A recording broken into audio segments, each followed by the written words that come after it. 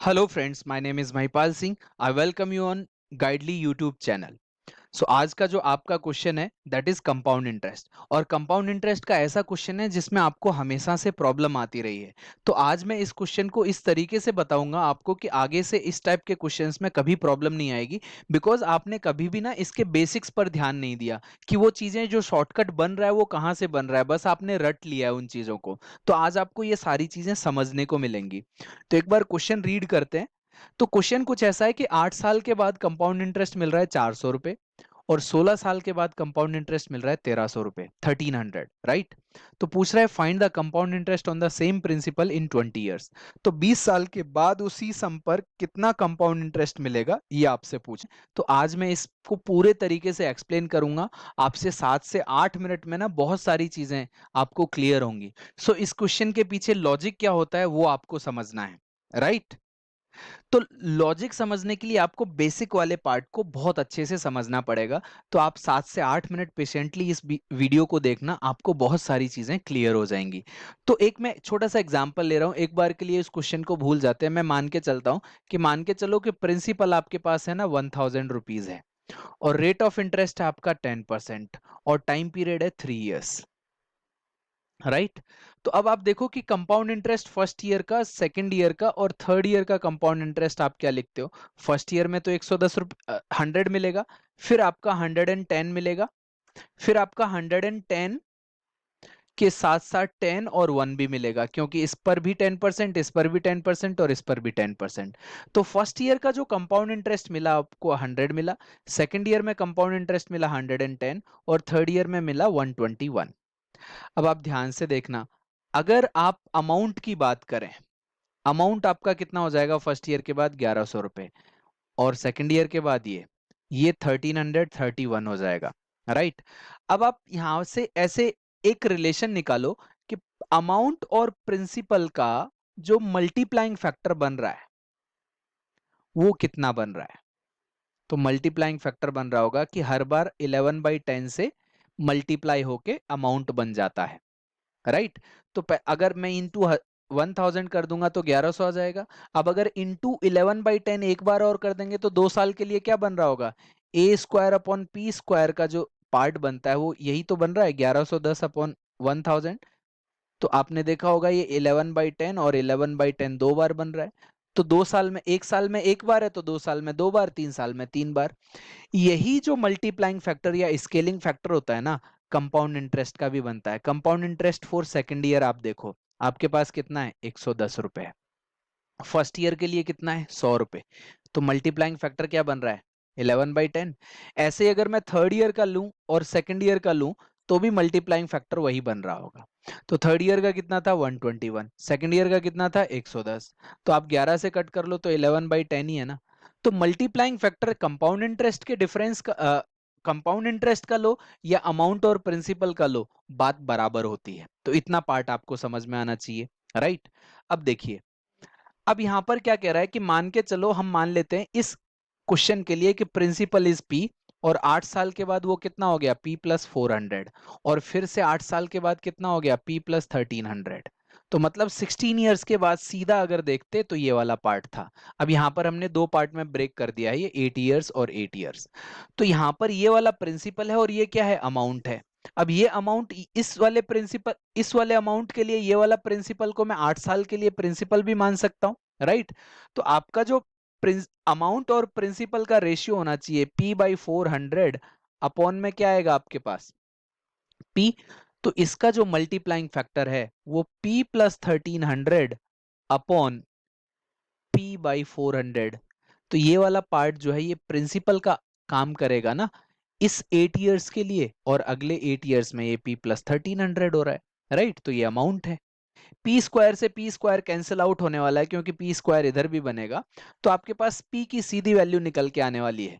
तो पी की जब आप वैल्यू कैलकुलेट करेंगे तो आप देख लो यहां पर ये पी स्क्वायर कितना आने वाला है, पी स्क्वायर प्लस मैंने कहा कि 16 के ऊपर कितने जीरो आ जाएंगे, 4 जीरो आ जाएंगे। तो 1,60,000 हो जाएगा। प्लस आपके पास क्या आने वाला है 800 P and that is equal to आ जाएगा P square plus 1300 P. Right. तो पी स्क्वायर से पी स्क्वायर कैंसिल आउट हो गया।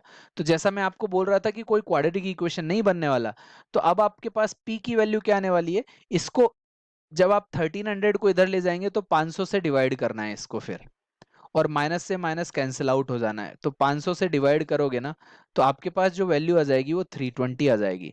दैट मीन्स आप ये कह सकते हो कि अगर 320 रुपए प्रिंसिपल था, तो ये 8 साल के बाद कितना बन गया है, 720। फिर अगले 8 साल में कितना बन गया है, तो आप इसमें 320 में और ऐड कर दो, 320 में कितना, 1300 ऐड कर दोगे, तो ये कितना बन गया है, 1620। अब आप देखोगे इसका मल्टीप्लाइंग फैक्टर क्या आ रहा है, तो ये 720 बाई 3200, जीरो से जीरो कैंसिल आउट हो गया। 8 से कट कर लो इसको, 9/4। तो 8 साल में 9/4, तो 9/4 ही यहां पर बढ़ा होगा, राइट। अब देखिए आपसे वो क्या कह रहा है कि 20 ईयर्स, तो 8 ईयर्स और 8 ईयर्स, तो अगले अगले वाला पार्ट क्या, अगले वाला जो गैप आएगा वो क्या आएगा, 4 ईयर्स का। तो ये स्क्वायर बन रहा है ना, तो 4 ईयर्स में अब आप मल्टीप्लाई क्या करोगे, 3/2 का, क्योंकि 4 साल का है ना।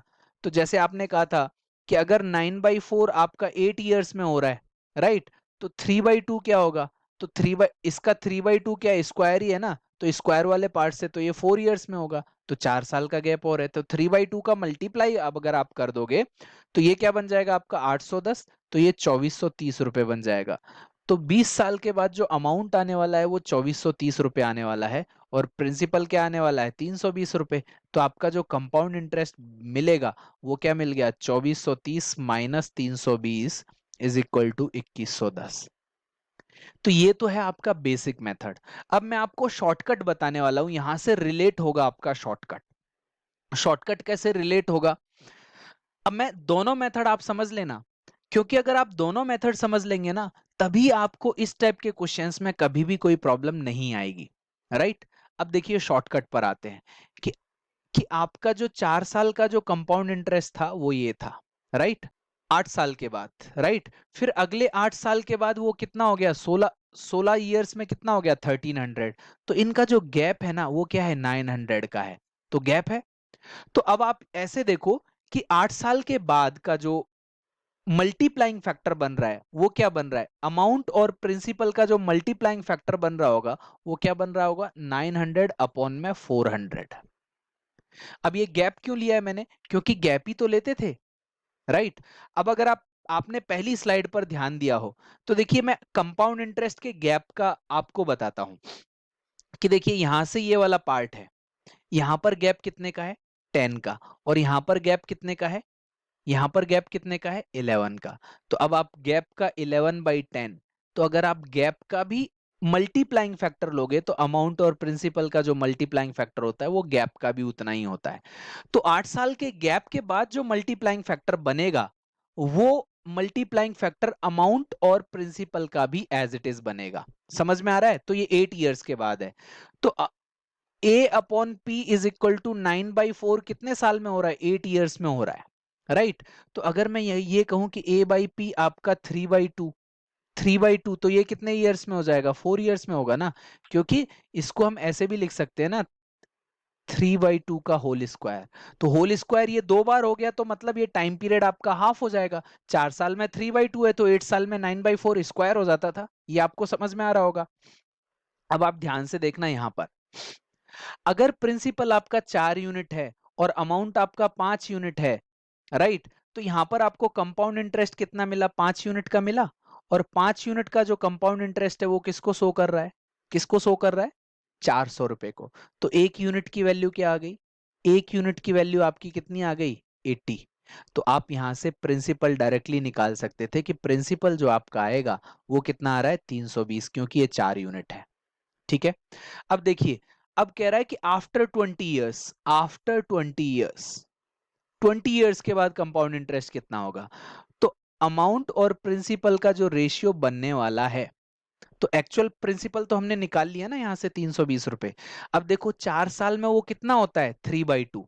अब वो 20 साल, तो चार चार के ऐसे कितने गैप आ रहे हैं, चार चार के 5 गैप आ रहे हैं, मतलब ये 3⁵5 होगा और ये 2⁵5 होगा, मतलब 243, और ये होगा 32।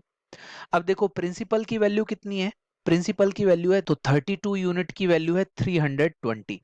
तो 1 यूनिट यहाँ से इस वाले पार्ट के लिए 1 यूनिट कितना आ जाएगा आपका? 10 रुपीज आएगा कि नहीं आएगा? अब देखो, ये प्रिंसिपल है, ये अमाउंट है, तो कंपाउंड इंटरेस्ट क्या होगा? 243 माइनस 32, दैट इज 211 यूनिट होगा।